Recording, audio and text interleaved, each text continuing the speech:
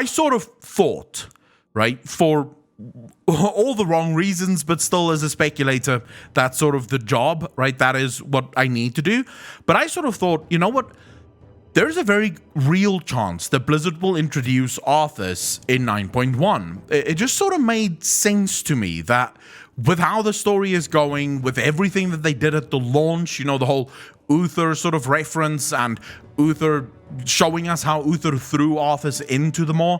And then, of course, we saw Anduin being sort of another Arthas. I genuinely thought that Arthas was going to be a 9.1. Now I'm starting to think Arthas is actually being set up for a much bigger story. And the reason I sort of believe that,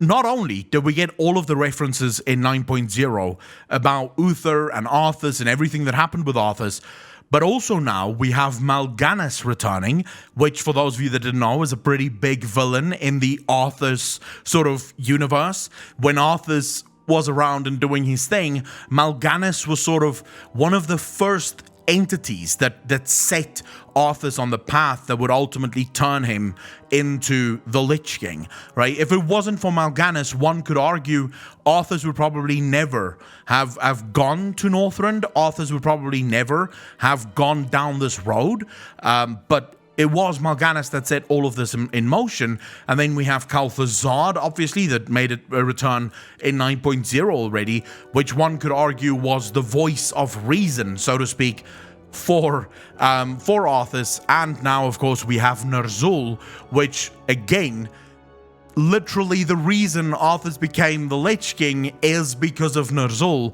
and Ner'zhul wanting to get free. Now, for those of you that don't know the story, let's just quickly do a recap here of what happened there.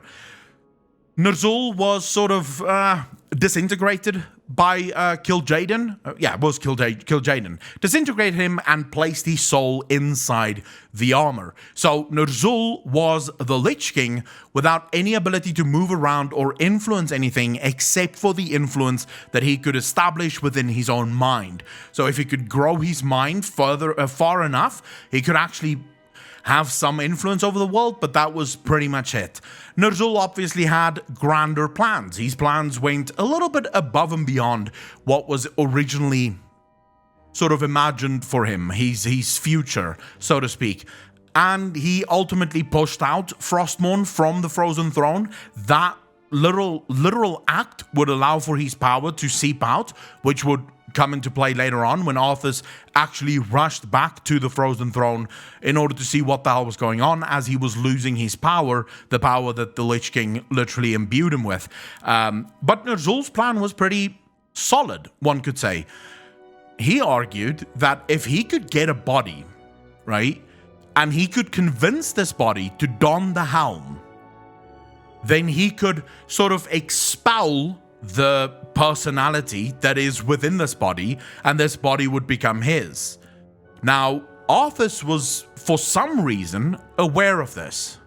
Arthas, in my opinion, knew that that was the plan that Ner'zhul had, because we actually have, it was deemed important enough that they actually did say this in the book. I believe it was in Arthas, where they actually explained once Arthas donned the helm, right, Arthas actually went into sort of a meditative state where he banished Ner'zhul from the helm. So Arthas knew ahead of time this was the plan for him. This is what Ner'zhul had planned for him. So Ner'zhul was banished, which of course one could argue now, in this banishment, how did he end up in the maw? It could be that he was very realistically banished from the helm entirely, and his soul ended up in the maw thanks to his link to the helm. Of course, previously, we were sort of told, no, he was just banished to the furthest reaches of the helm. Now, again, when the helm was destroyed, that could have been when Ner'zhul was freed, but then would Ner'zhul be a boss in Chains of Domination?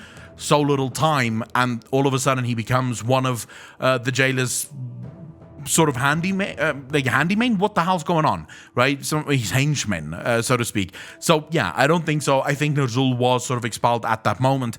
But basically what all of this boils down to, in my mind at least, is Blizzard building up to the ultimate reveal of Arthas.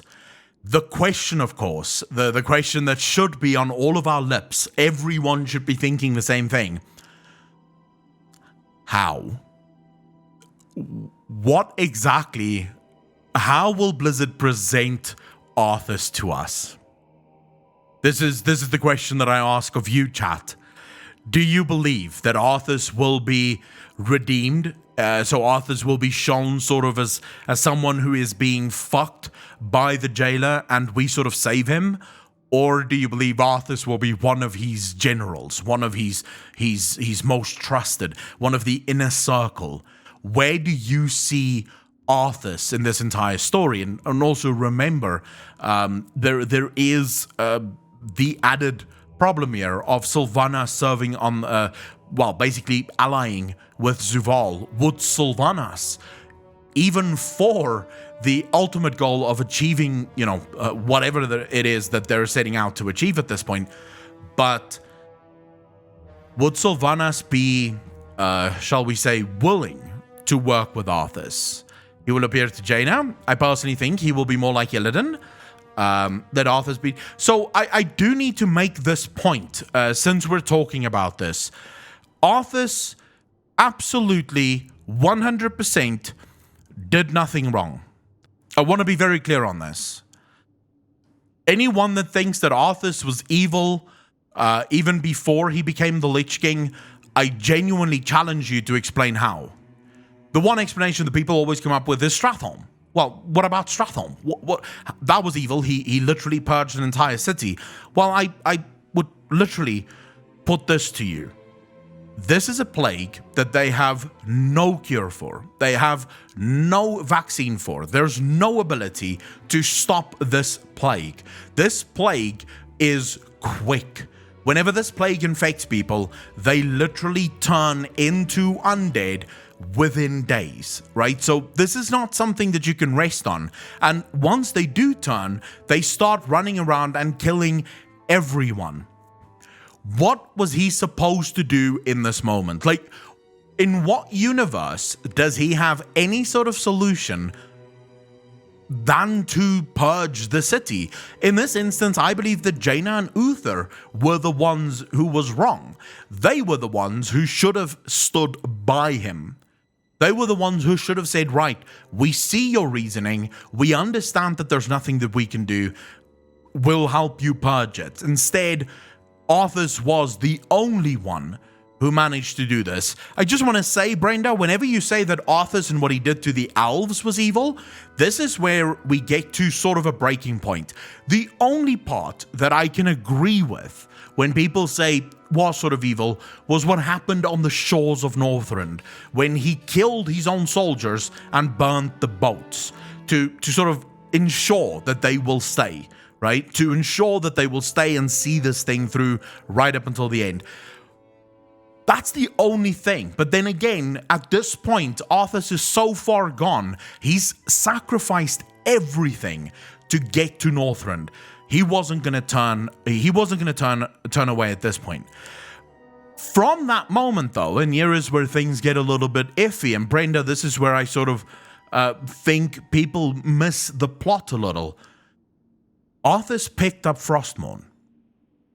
Once Arthas did this, the mercs, but the mercs were still sort of working for him. So I'm just sort of saying he was sort of, how can I put it? He was building this sort of facade, right? That they have no choice. They must stay, right? So Arthas was sort of doing evil shit to ensure that they stay on Northrend, okay? So that's the point that I'm trying to make. But in Northrend, Arthas wields Frostmourne. Now, Frostmourne literally comes with a warning. Before Arthas picked up the blade, it was said that whoever wields this blade will wield ultimate power, but at a cost, right? This will come at a cost. And we learn what that cost is by playing Warcraft 3. Arthas starts out in Warcraft 3 sort of normal, right? He's not necessarily like bad. He's just, I'm talking once you start the Undead campaign, right? In Warcraft 3. Now, I've done this years ago, so my memory is a bit foggy. I didn't play the new one because fuck the new one. or the remade one.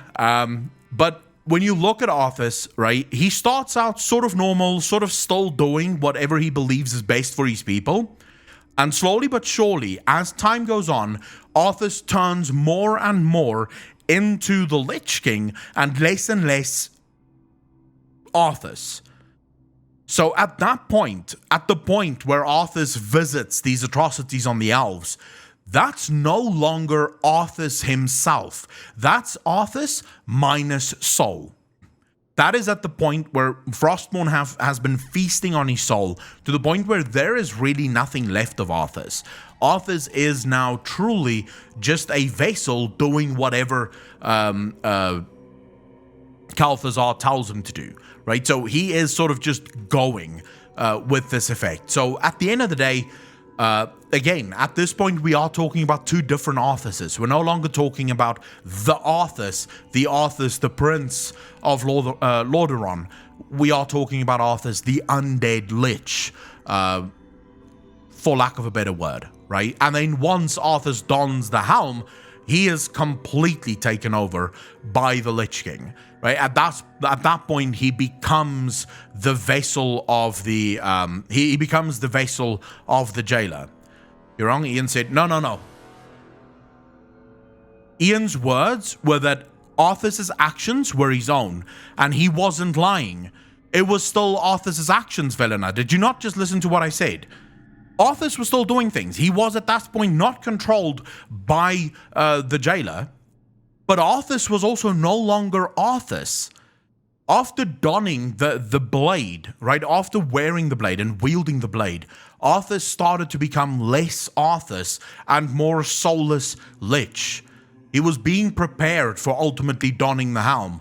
So there was at that point no longer the Arthas that everyone knew from Lordaeron. At that point, things had significantly changed. And I will put this to you. The very fact that Arthas could kill his own father, destroy his own countries, right? Literally his own people.